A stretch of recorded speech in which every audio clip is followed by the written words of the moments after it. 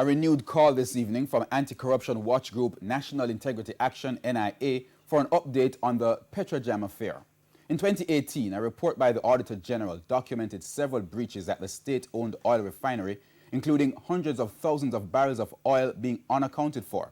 NIA Chief Professor Trevor Monroe is concerned that someone is yet to be held accountable. The Integrity Commission, according to its first report in Parliament in July 2019, submitted its investigation report on PETROJAM to the Director of Corruption Prosecutions prior to July 2019. As you know, that office is now vacant. The Integrity Commission has an obligation, and we need to insist that we know where is that report.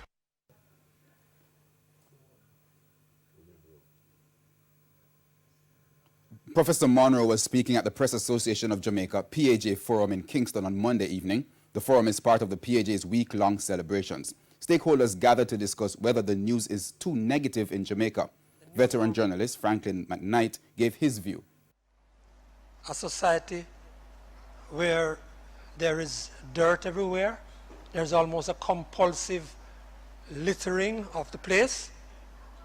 It's violent and it's dangerous.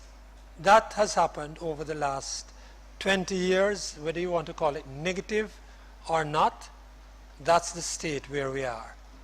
And our journalism should be not just reflecting that, but helping people to get information to help them make decisions about that.